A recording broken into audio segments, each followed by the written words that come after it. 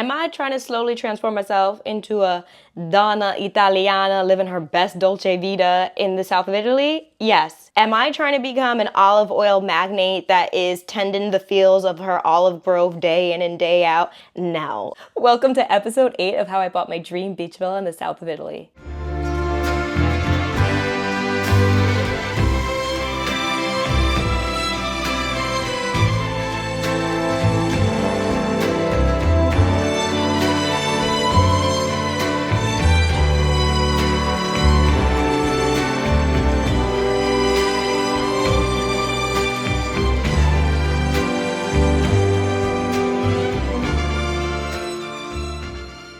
Ciao ragazzi, welcome back to my channel.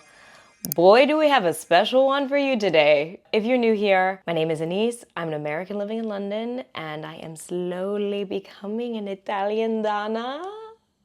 No, not quite. The first villa that we're gonna take a look at was a little bit of a sorpresa, a surprise. Some of the villas on my original viewing list, for whatever reason, maybe they were no longer available or maybe the agent wasn't super responsive. One or two of them we never got around to seeing. So Anna, being the property finder extraordinaire that she is, substituted some of those villas that we wanted to see with last minute villas that she was able to find on her own. This first one that we're gonna take a look at is a prime example. I had no idea of what we were gonna be seeing. I had no idea of the floor plan, no idea of the price. We find out the price on the viewing. So I'm gonna reveal the price to you in the same way that I learned it while doing the viewing. Buckle your seatbelt. Y'all might need it on this one. This villa was in a slightly more remote place. When I say that we were driving around in circles, it actually took us a while to find this one. It was still somewhere along the coastline, but you couldn't see the sea from the roof. Once we were able to finally find the villa, it had started raining a bit. This villa was situated in this large plot of land. So you see here in the front, there's a long pathway that leads to this little house in the middle of the plot. The vegetation was nice, but the house itself was not very large, as you can see. It had this large wraparound veranda in the front, on the sides, and there's a large plaza-like veranda in the back. So the house itself is not quite big. When I was browsing on Idealista and Immobiliare, the Italian property websites, a lot of times I would find these villas that would have these large verandas, but the actual living space itself was kind of small. Those villas tended not to make my short list, but this was a surprise villa that Anna took us to see. So just kind of off the bat, I was a little bit underwhelmed, but you gotta go into these things with an open mind. Alright, so entering through the front door, I don't know if I can even say that this is the foyer, but basically what you see is the villa. You step into the front door and you got, oh my god, what, look at my face, I'm so unamused. You walk in and you have the living room, the kitchen, the dining area. It's just all in that one room, all in that one space.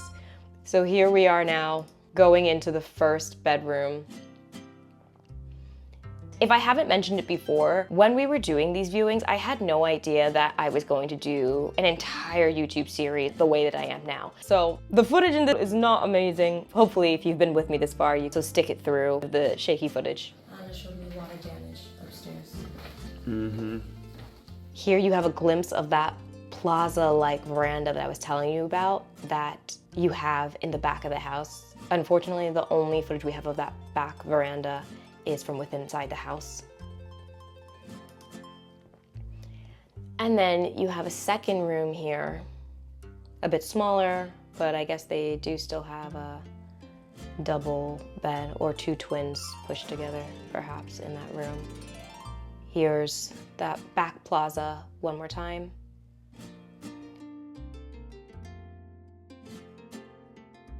And then the singular bathroom in the villa. You can see at this point, if you watch episode 7, what we learned about the leaking roofs in episode 7, you can see now Bay is really doing a quite intentional job of also filming the ceilings to see if there's any water or leak damage we need to look out for.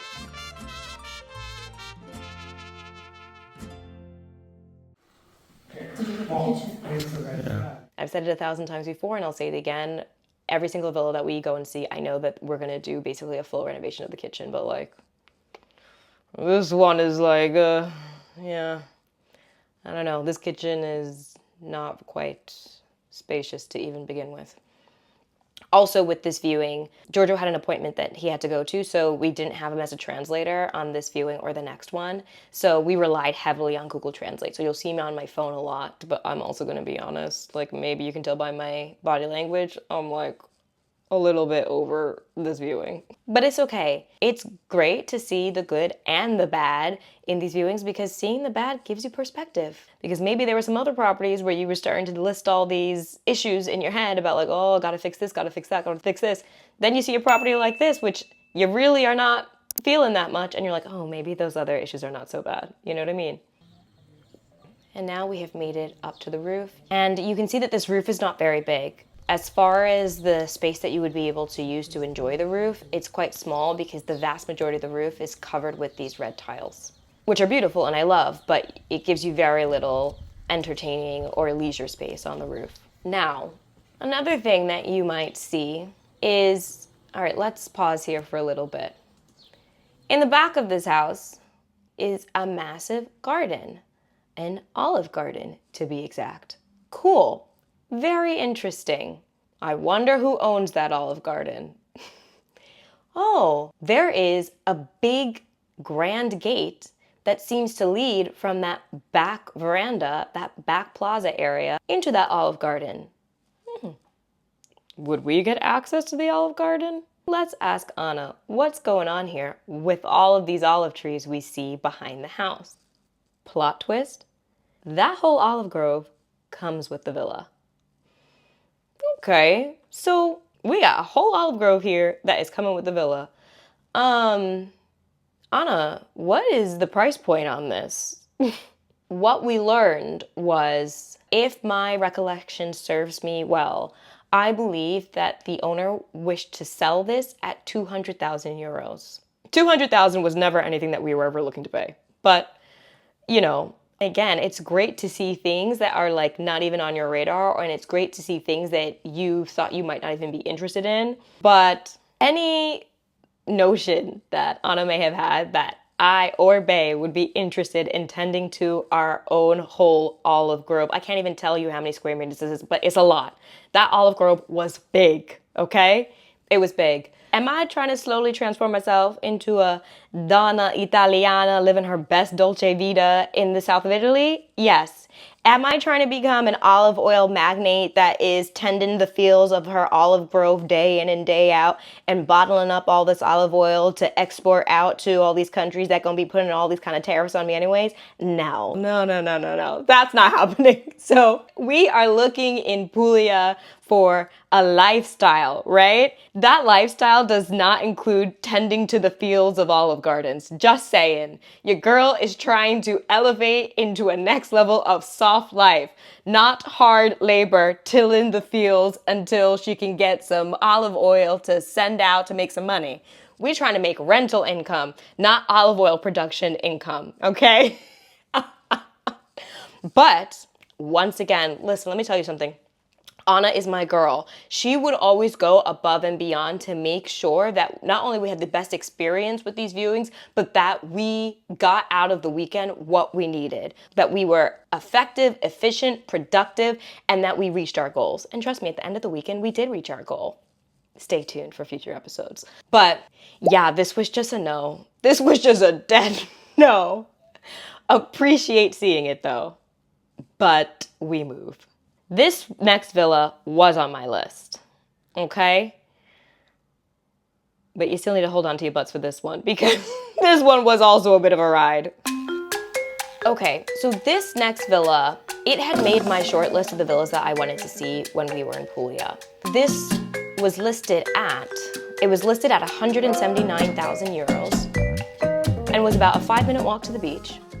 Though this villa made my viewing short list, it was at the bottom of my list. I was interested to see what it offered, But I just felt like the villa itself was spread out across 2 floors and it was just a lot of house. And I felt it was gonna be too big for us. That said, I still wanted to see it. And I mean, the pictures looked great. And also, you know, the finishings on the exterior of the house, these listing photos, like, were gorgeous. Look at these verandas, partially covered with a pergola that has beautiful vines and flowers intertwined throughout the pergola. I think that when people think of a villa in the Mediterranean, these are the images that they have in their mind. So I definitely wanted to see for myself. Now, when we got there, that beautiful stone, the beautiful pergola, all of that was there, but you know, because the weather wasn't amazing, it was like a bit of a kind of experience. Not as beautiful blue skies as the listing photos, but we can't fault the owner or the selling agent for that.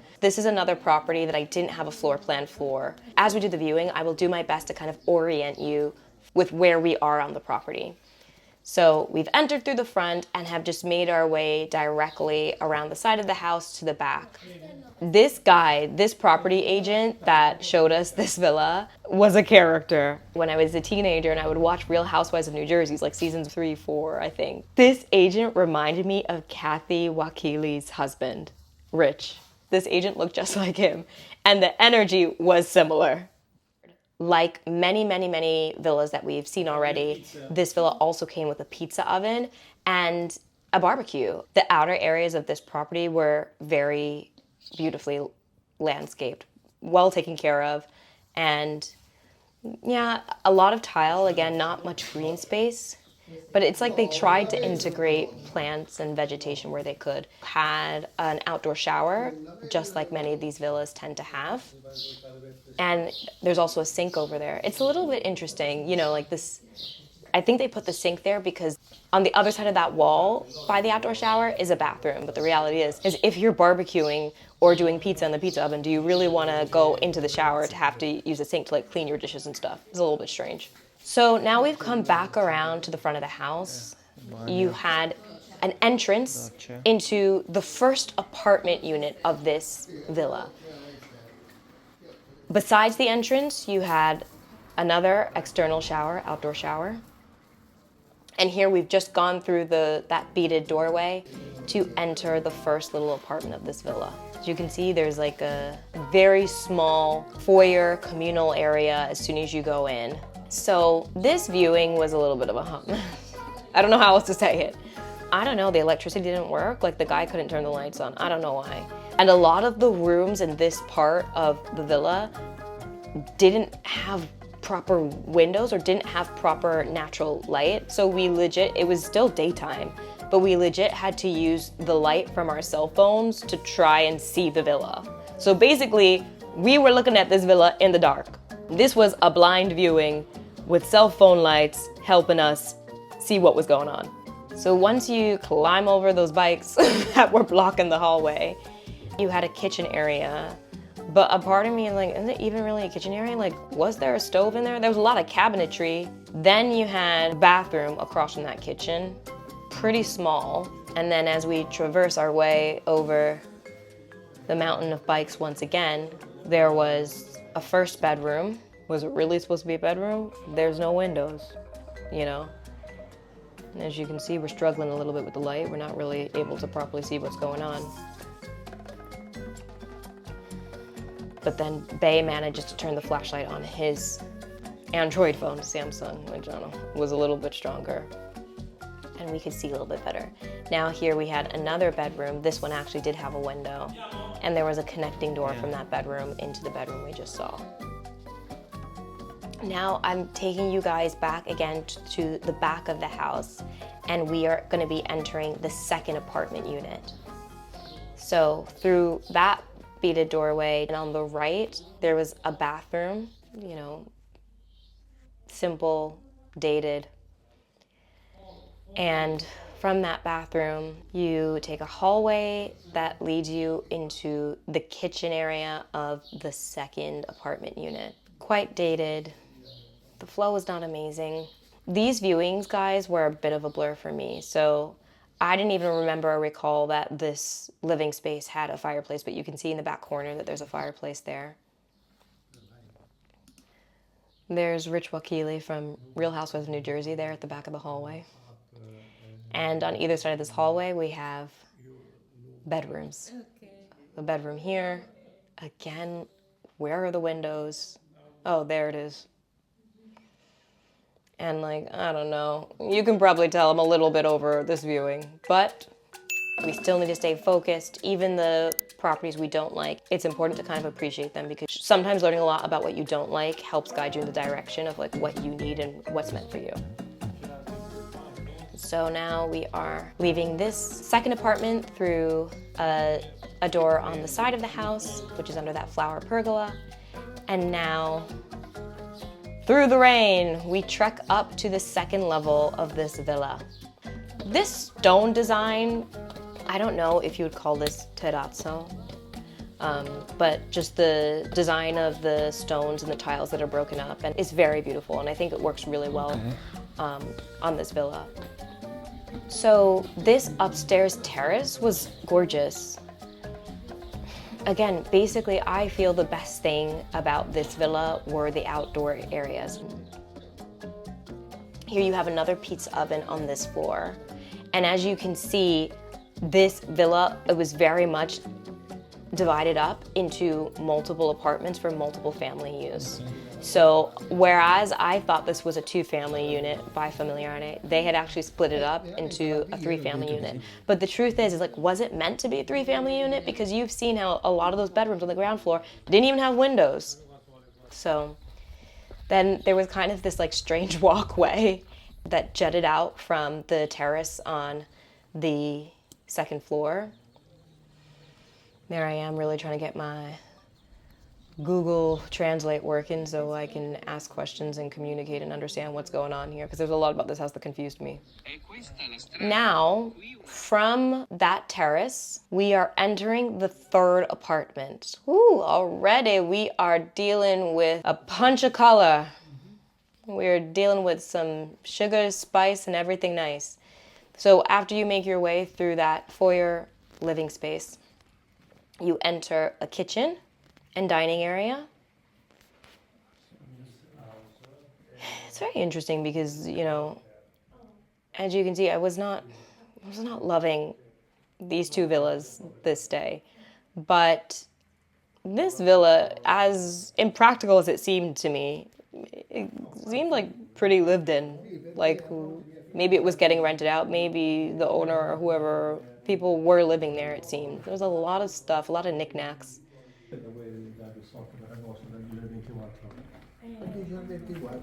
Now, the sole bedroom in this apartment, this is a 1-bedroom unit, and here we come, we see the pièce de résistance, the Marilyn Monroe pink textured walls, and I hate to say it, but like this room just made me think of a brothel. Hence the name. I nicknamed this villa the Brothel House. Okay. I mean, the room was cute. It was interesting. It was definitely boudoir vibes. You know, it was deep shades of pink and red and Bordeaux wine. I mean, whoever was living in this room was having a blast. But it was not going to be for us. I think that, like I say, I keep talking about how you need to have vision, right? But how much deconstruction do you want to do before you can actually let your own vision thrive and flourish? This villa was a lot. I think the thing with this second villa is that there was no flow. Listen, I don't know much about feng shui. I'm no expert in that, but I know energy needs to flow through a house. It needs to be able to pass. Like the space needs to work, yeah? The flow was totally destroyed in this villa. The ground floor, which I think initially was maybe a 1 unit, had gotten chopped up into so many small different little apartments, which I'm going to share with you guys is also something you can commonly find in the region. I think that sometimes owners want to try and maximize the space, and their vision or their idea of maximizing the space is making it as rentable to as many people as possible. So if it's like a big villa, they'll chop it up into many different units. But that's not what we were looking for, and that's not how we think of or define maximizing the value of a property. All right, well, that's where I'm going to leave you guys today. As always, I am super eager to hear your thoughts, especially on this wild ride we took today. Down in the comments, let me know, am I being a little bit too harsh on these villas? Would you want to be an olive grove magnet producing olive oil out to the masses? Maybe I have my priorities mixed up, so let me know. Drop me a line in the comments. Let me know what you thought about the Olive Grove house, the Brothel house. If there's any questions that you guys want answered, drop them down below. And I'm looking forward to seeing you in the next episode. Until then, ci vediamo.